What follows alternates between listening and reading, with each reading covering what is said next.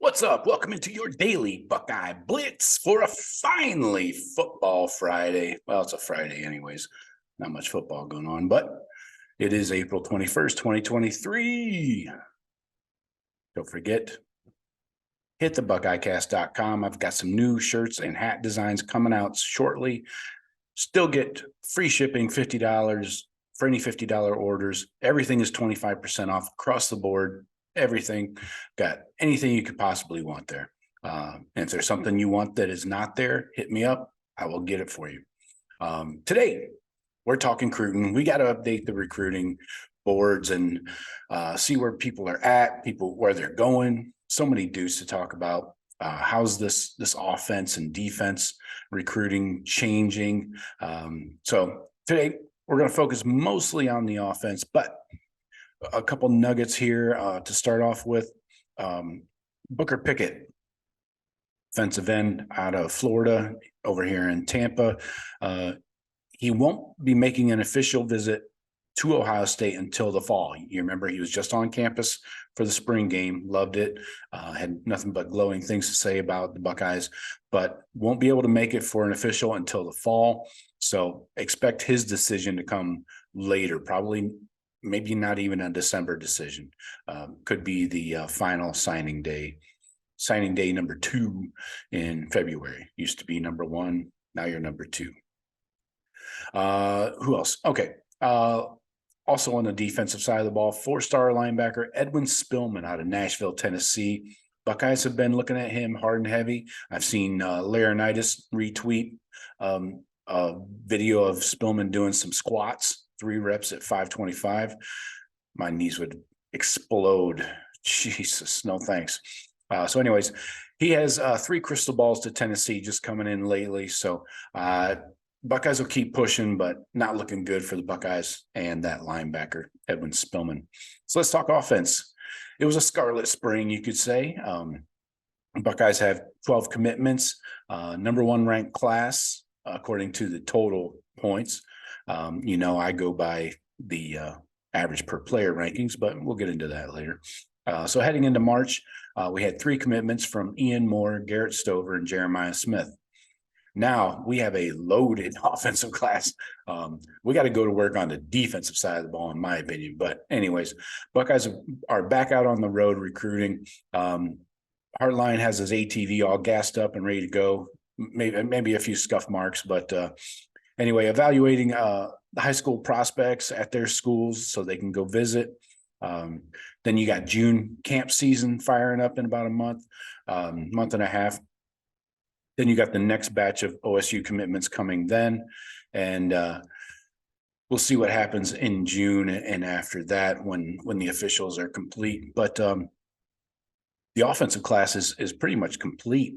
Might sprinkle in a couple guys here and there, but in the last 6 weeks, we've landed commitments from the quarterback Aaron Nolan, running backs James Peoples, Sam Williams-Dixon, receiver Mylan Graham, O-lineman Mark Nave, and the twins Deontay and Devontae Armstrong. So loaded up on offense here in the last few weeks. So what positions are still available? What are we looking at on the offense? Obviously, we don't need a quarterback. One's good. I don't think he'll decommit like a previous quarterback. Won't be named here. Running back, probably not done yet. I think they're going to go with 3 because Sam Williams-Dixon is an athlete, H-back type, that Curtis Samuel type of running back. But this position group is going to see a lot of change after the 2023 season. You're going to have guys leaving. And if Travion jumps to the league, that's another one. So Tony Alford's looking at a number of guys. Watch for DeJuan Williams and Jordan Lyle. Taylor Tatum out of Texas is expected to visit over the April 22nd weekend. So coming up tomorrow. And Tony Alford is going to go all in on him if he does make that visit. He's a high 4-star. Then you got the Florida commitment, Chauncey Bowens. He was supposed to visit on April 7th, but had a track meet down in South Florida. And then the Buckeyes are the only team on Chauncey that are linked to him, really. And if he were to flip from the Gators, I would expect him to go to the Buckeyes. So keep those guys in mind at running back. Receiver. Let's talk receiver room. They could go one or possibly two more at the most. Early commitments are good from Jeremiah Smith and Mylan Graham, two of the country's best. Obviously 5 stars, but the number looks like 3, and like I said, they might get to 4, but most likely guy to come in first is the St. Louis 4-star Jeremiah McClellan. He goes to Christian Brothers in St. Louis, same school as Cam Babb and Cam Brown.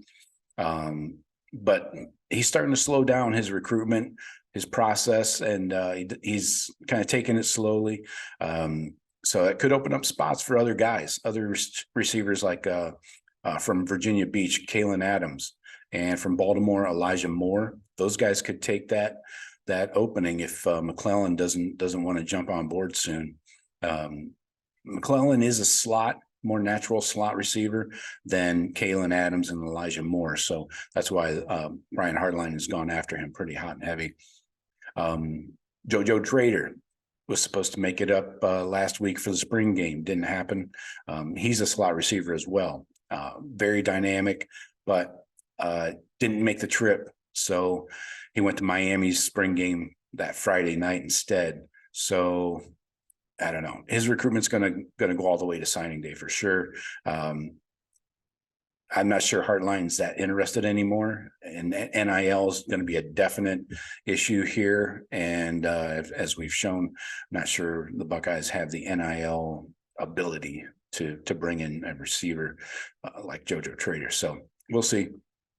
He is a high 4-star, 5-star, depending on which services you look at, but still hasn't visited. Same with Terrence Moore, still hasn't visited. So remember the old saying about recruiting is that watch what recruits do, not what they say. That's the key. Watch what they do. If they make visits, make the effort, that's great. But just because they say stuff on Instagram, Twitter, or social media, or whatever, doesn't mean anything. So what they say doesn't matter. Tight end. Obviously, we landed Max LeBlanc last week out of Chattanooga. Big win for Keenan Bailey. His first full-time position coach commitment. Still pushing for Cleveland Glenville's Demarion Witten. They definitely want to bring in 2 tight ends in this class, and everybody knows it. So Witten shouldn't be surprised by that commitment of LeBlanc. So Buckeyes are in good position. Let's see how it plays out. You just want to make sure that there are no surprise flips like last year with Ty Lockwood flipping to Bama. All right, let's shuffle on over to the O-line. Ian Moore, still the #1 ranked tackle in the country, according to some services. You got the 3 in-state O-linemen that have huge upside, probably a couple development years away from starting. But Justin Fry wants to bring in 2 more nationally ranked, big time guys, and at least 1 tackle and 1 guard/center, either one. So we got Gerby Lambert, Brandon Baker coming in for official visits in June. Liam Andrews has visited a couple times, and they're still very high on Wisconsin tackle Nathan Roy. On Jordan Seaton, the tackle out of DC, they're still in contact with him. He is transferring, though, to IMG down in Bradenton. So Ohio State has slowed down on him in the last few months. So it sounds like they're not as interested as they were. I'm not sure if the transition there to IMG has anything to do with it or not, but then Donovan Harbor, Buckeyes hosted him multiple times last year, just committed to Penn State, but the Buckeyes are still going to pursue him, of course. Then you got Texas 4-star Daniel Cruz, has shown some interest in Ohio State, has not visited yet. Then you got William Satterwhite, in-state guy from Archbishop Hoban up in Akron. He's a 4-star. He's got offers from all the big national powers like Bama, Georgia, but Ohio State and Notre Dame have not offered, even though he's a Midwest guy. That's interesting because you would think if he had an offer from the Buckeyes, he probably would have committed, or even Notre Dame. His size might be the issue. He camped at Ohio State before and checked in at just over 6'2".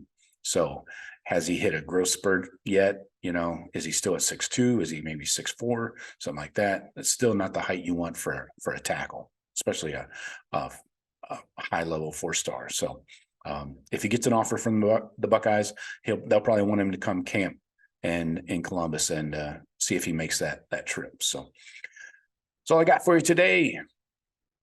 Don't forget, please like, subscribe, comment, let me know what you guys think, and I'll talk to you later. Go Bucks.